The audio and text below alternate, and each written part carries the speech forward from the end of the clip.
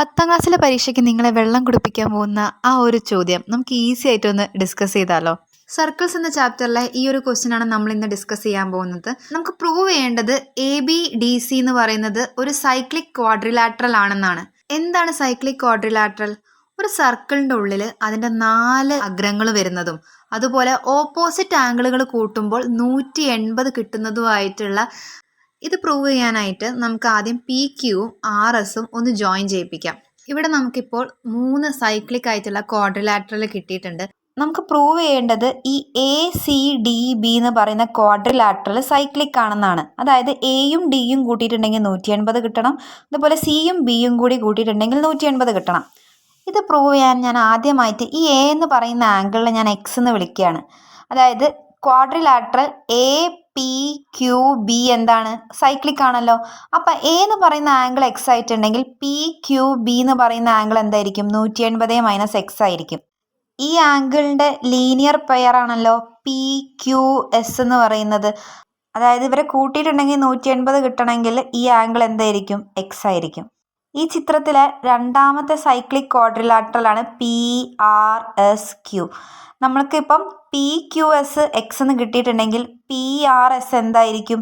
180 - X ആയിരിക്കും. നമുക്കറിയാം cyclic ക്വാഡ്രിലാറ്ററലിലെ ഓപ്പോസിറ്റ് ആംഗിളുകൾ കൂട്ടിയിട്ടുണ്ടെങ്കിൽ എന്ത് കിട്ടണം? 180 കിട്ടണം. ഇനി നമുക്ക് ഈ CRS നമുക്ക് എഴുതാലോ X എന്ന്. കാരണം എന്താണ്? ലീനിയർ പെയർ ആണ്. RCDS എന്ന് പറയുന്നത് സൈക്ലിക് ക്വാഡ്രിലാറ്ററൽ ആണല്ലോ. അപ്പം നമുക്ക് ഈ D എന്ന് പറയുന്ന ആംഗിളിനെ 180 - X എന്ന് എഴുതാലോ. ഇനി ഞാൻ എന്ത് ചെയ്യാൻ പോവാണ്? ഇതേപോലെ ആംഗിൾ Bനെ ഞാൻ Y എന്ന് കൊടുക്കാൻ പോവാണ്. ഈ ആംഗിൾ BY ആയിട്ടുണ്ടെങ്കിൽ APQ എന്തായിരിക്കും? 180 - Y ആയിരിക്കും. കാരണം എന്താ? സൈക്ലിക് ക്വാഡ്രിലാറ്ററലിലെ ഓപ്പോസിറ്റ് ആംഗിളുകൾ.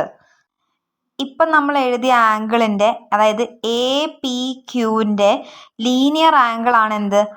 RPQ എന്ന് പറയുന്നത്. അപ്പം ഈ ആംഗിൾ നമുക്ക് Y എന്ന് എഴുതാൻ പറ്റും. ഇനി നോക്കൂ, നമ്മൾ എഴുതിയ സൈക്ലിക് ക്വാഡ്രിലാറ്ററലിൽ PRSQയിൽ നമുക്ക് P എന്ന് പറയുന്ന ആംഗിൾ Y എന്ന് കിട്ടി. അതിൻ്റെ ഓപ്പോസിറ്റ് ആംഗിൾ അപ്പോൾ എത്രയായിരിക്കും? 180 - Y ആയിരിക്കും.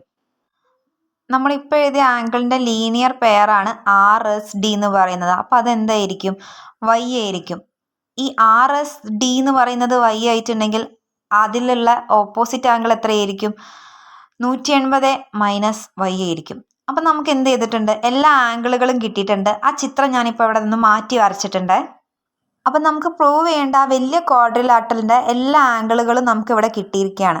ഇനി നമുക്ക് എന്ത് ചെയ്യാം? ഈ ക്വാഡ്രിലാറ്ററലിൻ്റെ ഓപ്പോസിറ്റ് ആംഗിൾസ് കൂട്ടിയിട്ടുണ്ടെങ്കിൽ 180 കിട്ടുന്നുണ്ടോ നോക്കാം. അതിനായിട്ട് നമ്മൾ ആദ്യമായിട്ട് ആംഗിൾ Aയും അതേപോലെ ആംഗിൾ Dയും പ്ലസ് ചെയ്തിട്ടുണ്ടെങ്കിൽ നമുക്ക് എന്താ കിട്ടുക? X plus 180 - X.